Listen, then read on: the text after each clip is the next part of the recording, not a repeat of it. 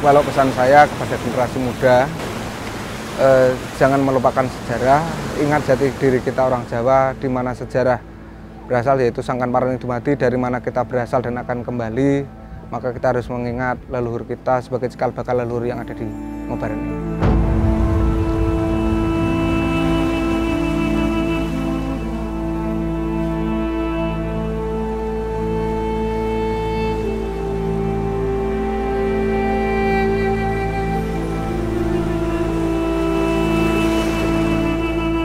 Iya, kalau di sini sebenarnya yang paling terkenal adalah diyakini ya, ini baru diyakini, itu adalah tempat pamoksan dari Prabu Brawijaya yang kelima. Majapahit ya, Majapahit. akhir Majapahit.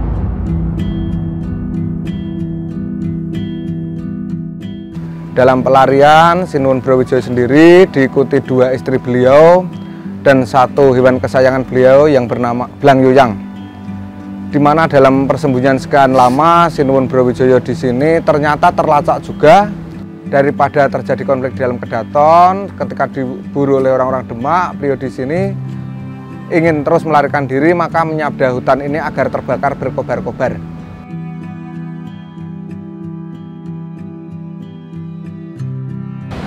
Banyak sekali beberapa entitas-entitas yang tidak hanya menjaga, tentunya menjaga pasti ada, tapi juga memanfaatkan tempat ini untuk mericas energi mereka. Recharge banget. Iya.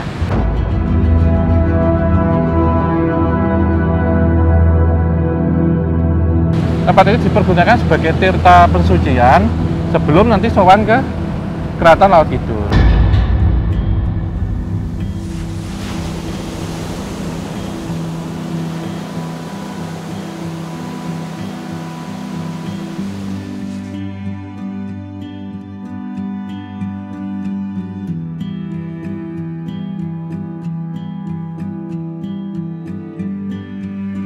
Patung naga kembar itu dalam istilah Jawa itu penjaga, di mana di puri, kedaton, dan di tempat-tempat yang disakralkan. Dan istilah Jawa ada penunggunya, yaitu yang dijaga oleh Yang Antaboga dan Antogini. Kemudian untuk tokoh-tokoh wayang di kawasan di Ngobaran itu melambangkan sifat seorang kesatria, yaitu di mana seorang kesatria harus mempunyai sifat yaitu nawasanga, di mana istilahnya ada di situ ada bijaksana, welas asih dan sebagainya. Itu sifat seorang pemimpin harus seperti itu, Mas.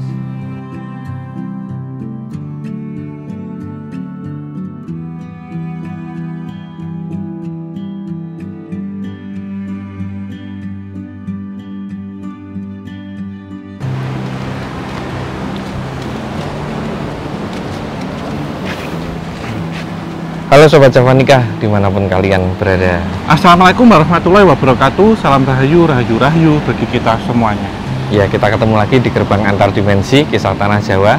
Kita penelusuran siang hari ini, Om. Iya. Karena kita mau cari panorama juga, sekalian recas seperti itu. Dan hari ini kita berada di Kabupaten Gunung Kidul. Dan di Gunung Kidul ini sebenarnya banyak banget, Om, situs-situs peninggalan sejarah, baik dari kerajaan yang ada di Jogja, Mataram, maupun kerajaan-kerajaan di Jawa. Ada petilasannya di sini.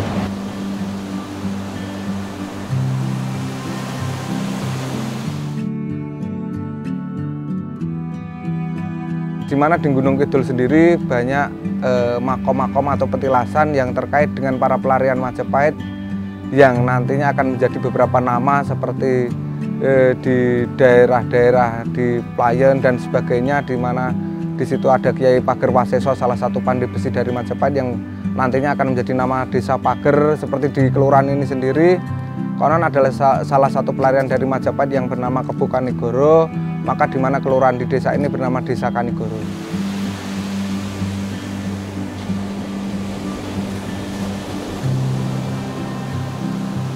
Nah, salah satunya yang hari ini kita kunjungi yaitu Pantai Ngobaran, kayak gitu. Nah, Om Ho sendiri, Om, yang Om Ho kaji dalam ini ya, ilmu sejarah, di Ngobaran ini sebenarnya adakah petilasan dari kerajaan-kerajaan sebelum era Mataram?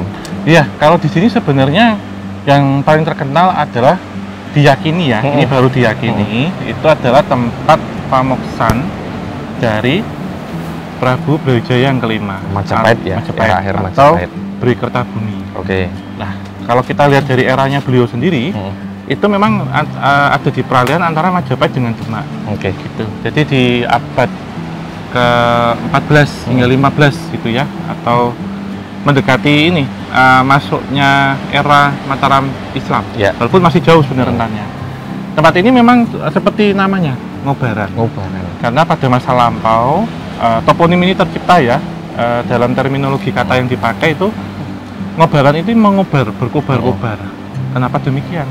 Kan tempat ini pernah terbakar atau sengaja dibakar gitu. Karena ada beberapa yang menimbulkan versi, salah satunya persucian di api Amerta gitu.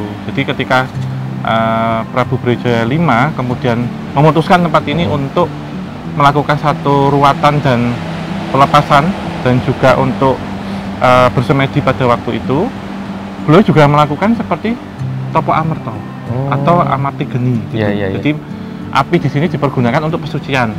Tapi ini memang syarat makna dan seperti sanepon. Aslinya itu seperti apa? Karena kita ketahui beliau ini kan mengembara ya setelah terjadilah Mahapralaya di Majapahit pada waktu itu.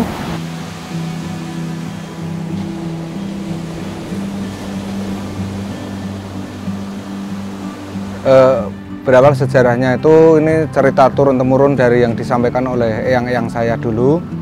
Ngobaran sendiri konon pertama kali bernama Hutan Sawar, di mana di hutan sini konon dijadikan tempat sembunyi Sinuwun Prabu Brawijaya kelima atau Sinuwun Kertabumi, yang mana pada waktu itu terjadi konflik di Kedaton Majapahit. Sinuwun sendiri memilih mengasingkan diri, menyusuri Pegunungan Seribu atau Gunung Kidul ini hingga sampailah di pesisir sini.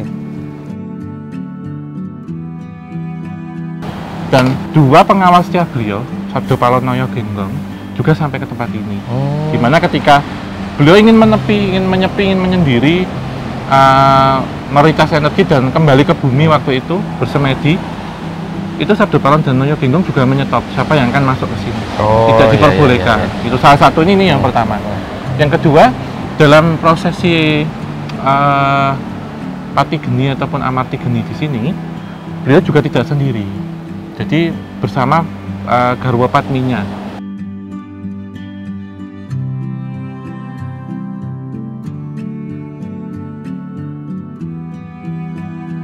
Dalam pelarian, Sinuwun Brawijaya sendiri diikuti dua istri beliau dan satu hewan kesayangan beliau yang bernama sebuah anjing yang bernama Blang Yoyang. Di mana dalam persembunyian sekian lama Sinuwun Brawijaya di sini ternyata terlacak juga oleh orang-orang Demak utusan Raden Patah yang ingin membawa balik sang ayah untuk kembali ke Kedaton Majapahit. Karena Sinuwun Brawijaya sendiri tidak menginginkan terjadinya konflik di dalam Kedaton yang terkait dengan konflik tahta dan keyakinan, maka beliau tidak mau. Daripada terjadi konflik di dalam Kedaton, ketika diburu oleh orang-orang Demak, beliau di sini ingin terus melarikan diri, maka menyabda hutan ini agar terbakar berkobar-kobar. Dari api yang berkobar itulah diambil kata Pantai Ngobaran, di mana di sini dikisahkan terjadi percakapan Brawijaya dengan kedua istri beliau, yaitu Dewi Lohwati dan Dewi Anorawati, di mana Sinuwun Brawijaya bertanya kepada Dewi Anorawati seberapa besar cinta Adinda Anorawati kepada Baginda. Dewi Anorawati menjawab segunung Anaan. Kemudian Sinuwun Brawijaya bertanya lagi kepada istri yang bernama Dewi Lohwati seberapa besar cinta Dinda Nilowati kepada saya. Dia menjawab sekuku hitam. Maka Brawijaya menggandeng tangan Dewi Nilowati untuk melompati api dan hilang. Kemudian Anorawati ditinggalkannya. Karena anjing kesayangan beliau ingin ikut melompati api, ternyata jatuh terbakar. Dan disitulah tercium bau daging yang terbakar, yang dikira yang terbakar adalah Sinuwun Brawijaya. Dan Sinuwun Brawijaya sendiri hilang entah kemana. Itulah asal mula kenapa pantai ini namanya Pantai Ngobaran, berasal dari kata api yang berkobar membakar Sinuwun Brawijaya.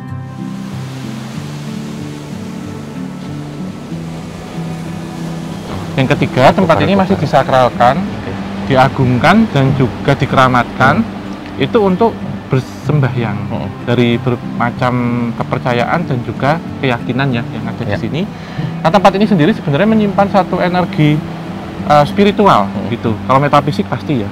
Ya, kepercayaan warga sini percaya bahwa Sinuwun Brawijaya itu moksa atau bakar diri di sini, dalam istilah Jawa pati obong di Ngobaran, di mana warga sini mempercayai itu karena banyak sekali warga-warga Gunung Kidul yang sampai sekarang menjalankan tradisi Jawa kejawen, yaitu adat istiadat yang terkait dengan sadranan. Dan saat larung abu jenazah juga dilakukan di sini. Dan ini juga menyambung kita di episode sebelum-sebelumnya ya. Kita ke pantai selatan, waktu itu ke Bukit Paralayang, ya, Pantai Parangkusumo dan Pantai Depok. Kita menceritakan tentang Keraton Laut Kidul. Ya. Kemudian yang kita ke Sendang Pangilon, kita menceritakan tentang Nini Blorong ya. Nyai Lara Blorong. Di sini juga sebenarnya terkoneksi gitu dengan Keraton Laut Kidul tentunya. Dan waktu itu Prabu Brawijaya V juga beliau nenepi ingin bertemu dan berjumpa dan berkomunikasi itu dengan Gusti Kanjeng Ratu Kidul di era itu. Iya, gitu, iya, iya. Karena segmen ini menjawab pertanyaan Mas di waktu itu. Iya, iya, iya. Apakah Gusti Kanjeng Ratu Kidul itu ada di Mataram Islam? Nah, munculnya apakah pada saat Mataram Islam saja atau sebelumnya sudah ada? Bahkan ini lebih jauh sih, Mas. Bahkan di abad kedua, abad ketiga, kerajaan Salokanegara itu sudah ada sebenarnya ini hubungan-hubungan, dan menjadi satu simbolik antara Bapak Bumi dengan Ibu Laut atau tanah dan air gitu. Dan itu hampir selalu ini ya terkoneksi dengan raja-raja pada masanya masing-masing. Iya, karena ketika terjadi satu kemelut, ketika terjadi satu pralaya, ketika terjadi perpindahan kekuasaan, Grup Semedi itu di sini, Mas. Jadi sebenarnya ini kembali kepada bumi, kepada laut gitu. Apa sih yang bisa menenangkan dan bisa berpikir kritis dan cerdas pada waktu itu? Nah, simbol itu diberikan seorang perempuan sebagai pendamping, itu sebagai pendamping laki-laki, sehingga menjadi satu simbolisme pernikahan batin. Gitu. Itu pasti. Oke. Kemudian ini Om, tadi ketika Om bercerita tentang Prabu Brawijaya V, banyak cerita Om di samping yang ada di Pantai Ngobaran sendiri ya Om. Ketika tahun-tahun 1400-an itu kan kayak seratnya itu bilang sirno ilang kertaning bumi. 1400 tahun Saka. Nah, sebelum Majapahit berakhir, konon nih Prabu Brawijaya ini juga dikabarkan punya beberapa petilasan, bahkan muksa atau makamnya berada di beberapa lokasi. Ada yang bilang di Gunung Lawu, kemudian ada yang bilang di Pantai Ngobaran juga. Nah, ini sebenarnya maknanya seperti apa, Om? Iya, ini untuk menjawab pertanyaannya Mas D, kita coba mendekat ke petilasan beliau. Di mana di sini itu banyak sekali petilasan yang dipergunakan untuk semedi dan juga petirtaan. Gitu. Ini seperti apa? Sobat Javanika, ikuti kita. Kita akan coba menelusuri setiap petilasan yang ada di sini dan semoga mendapatkan informasi tentang hal itu. Yuk, ikuti kita. Atas.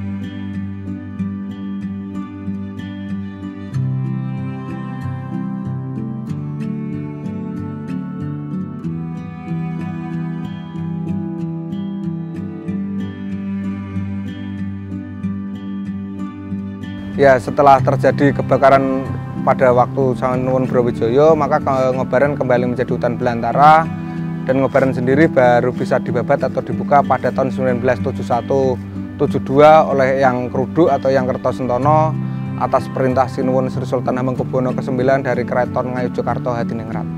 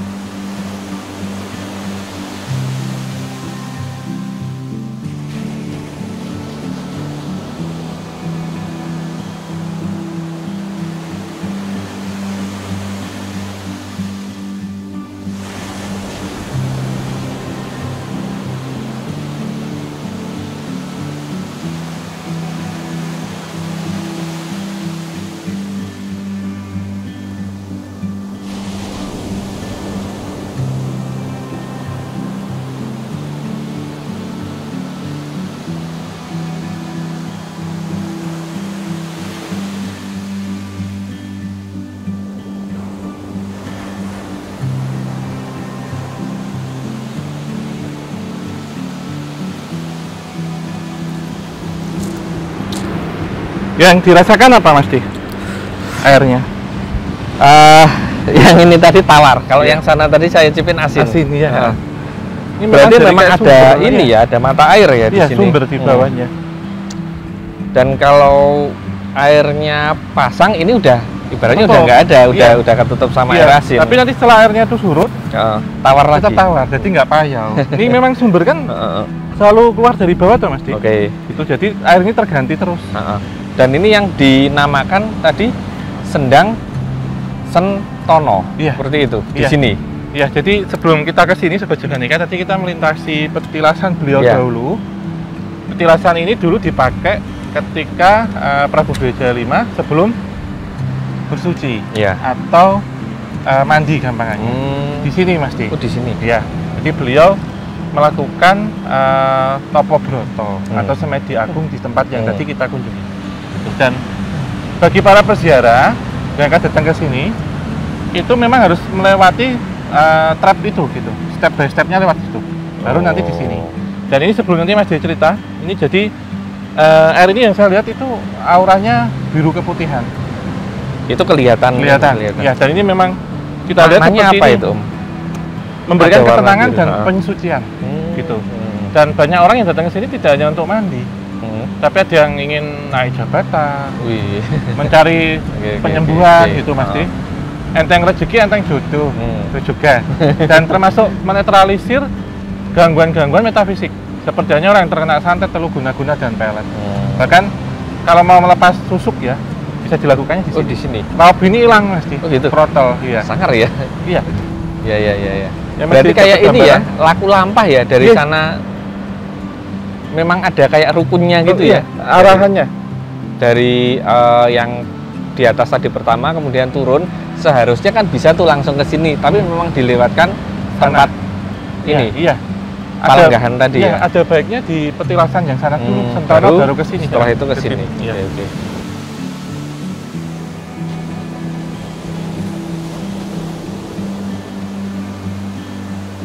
Di kawasan Pantai Ngobaran sendiri, Sinuwun Brawijaya menempati beberapa tempat yang konon dulu sebagai tempat singgah, yaitu Pamoran, yang masih satu kawasan di Ngobaran, yaitu ada 3 titik yang dengan nama berbeda. Di sebelah timur yaitu Sendang Pamoran, yang konon di mana Sinuwun Brawijaya ketika lari itu membawa sebilah keris dari Majapahit yang belum muncul pamornya, maka beliau mengambil air di situ untuk menjamas atau mencuci keris itu untuk mengeluarkan pamor, maka sendang itu dinamakan Sendang Pamoran. Yang kedua, Paseban, di mana di Ngobaran sendiri ada salah satu titik di pinggir pantai yang digunakan Sinuwun Brawijaya untuk sebo atau sujud ketika berdoa. Kemudian ada lagi Pertapan Sentono, yang dimana yang digunakan oleh Sinuwun Brawijaya untuk melakukan tapa brata semedi bersama istri beliau. Dan yang terakhir yaitu Sendang Sentono, di mana di situ ada sumber air tawar yang ada di tengah karang di laut, di mana kita bisa turun ke situ pas airnya surut aja, yaitulah Sendang Sentono yang dimana dipercaya ada tuahnya. Jadi memang sepanjang perjalanan aura beliau ini memang sangat kental dan tertinggal. Ciri khasnya adalah biru dan putih itu tadi. Dan banyak sekali beberapa entitas-entitas yang tidak hanya menjaga, tentunya menjaga pasti ada, tapi juga memanfaatkan tempat ini untuk mericas energi mereka. Recharge banget. Iya.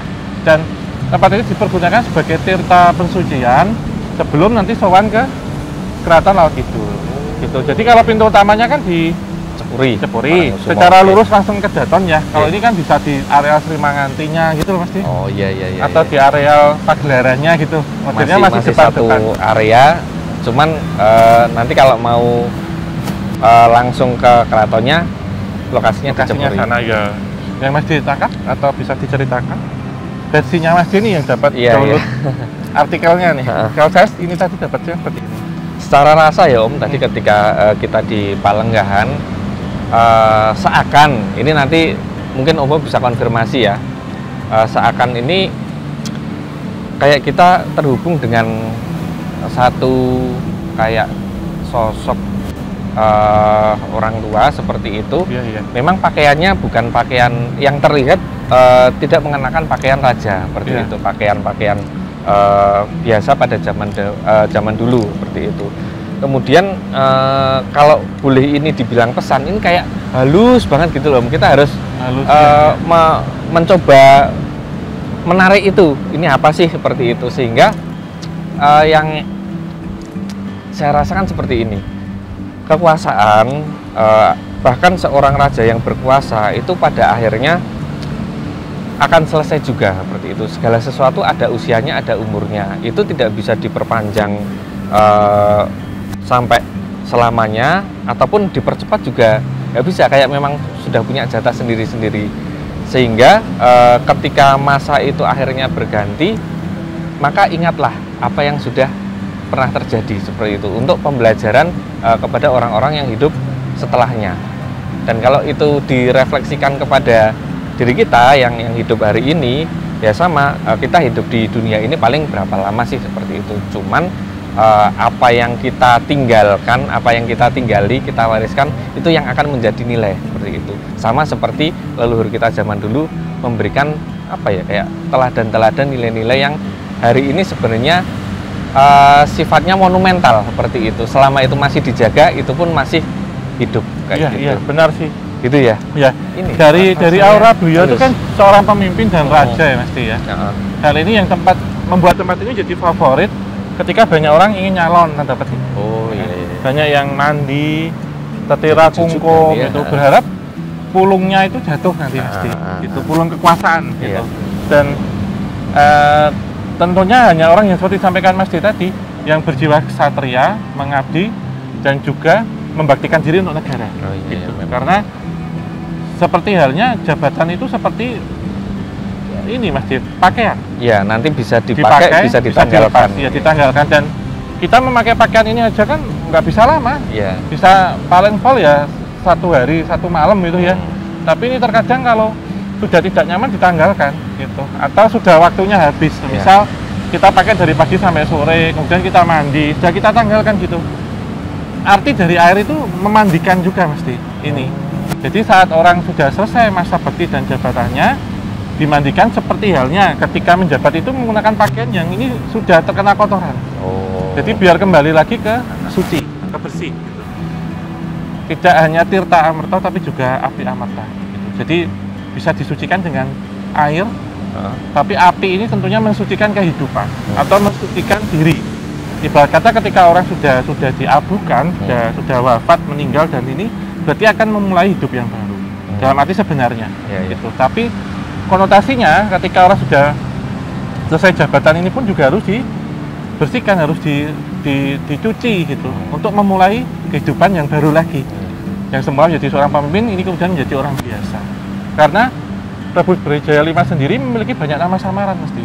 Bahkan setelah dari tempat ini, dulu kan berpindah-pindah, itu menyamar.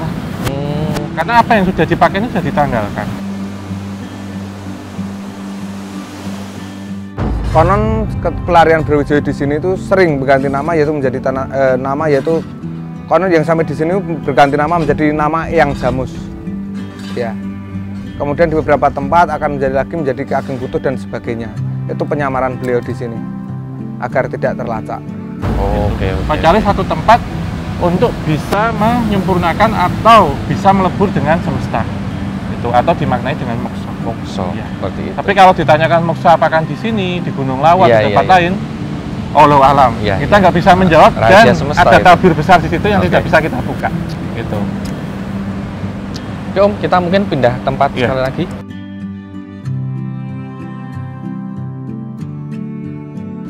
Untuk di Ngobaran sendiri nantinya akan dicanangkan sebagai pantai kebinekaan, di mana ada nantinya akan didirikan beberapa tempat ibadah di kawasan Pantai Ngobaran, yaitu ada gereja, wihara dan sebagainya. Karena di Ngobaran sendiri nanti akan, yang kita inginkan akan menjadi pantai yang punya harmonisasi dan punya rasa toleransi tinggi di Ngobaran ini. Bentuk dari toleransi yaitu di kawasan Ngobaran ketika umat Hindu mengadakan upacara, maka saudara Muslim kita akan membantu mendirikan penjor, membantu masang alat-alat persembahyangan untuk upacara. Dan setelah upacara dilaksanakan, saudara kita Muslim yang ada di kawasan Ngobaran, mereka menjaga jalannya upacara hingga selesai dan sampai membantu bersih-bersih tempat upacara.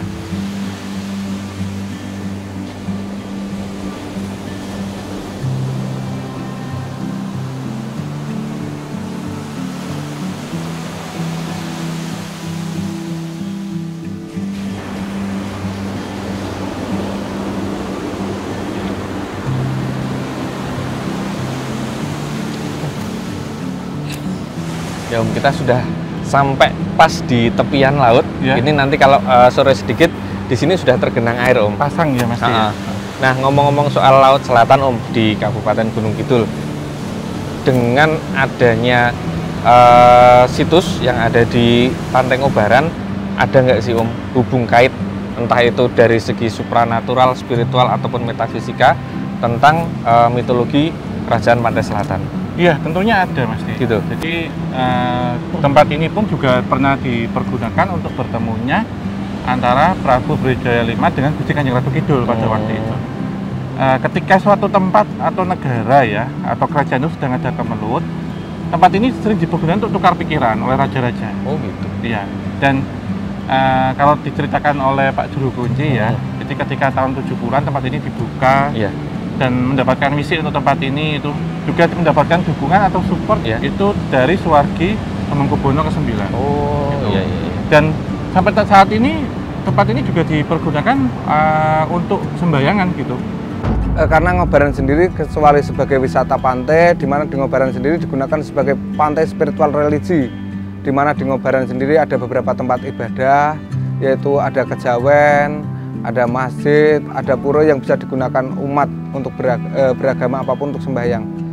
Dan di mana di Ngobaran sendiri ada beberapa tempat yang di mana dipercaya sebagai petilasan yang bisa digunakan sebagai tempat berdoa oleh para pelaku spiritual religi.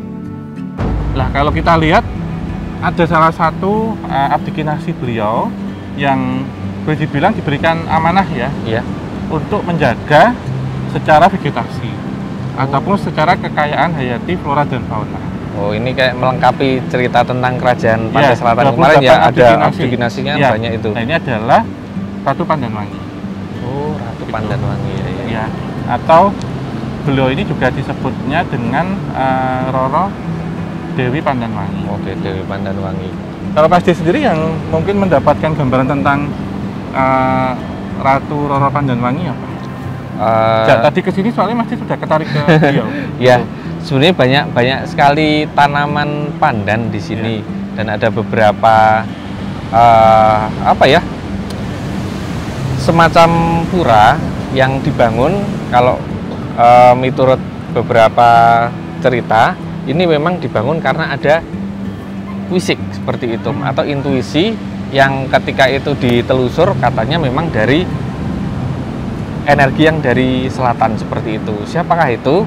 Nah, yang Om Ho sebutkan tadi sama dengan penamaan dari pura tersebut seperti itu. Iya, Pura Ratu Pandanwangi. Pandanwangi. Ya, ini Seperti memang itu. menjawab ke 28 abdi Ah. kinasi ya.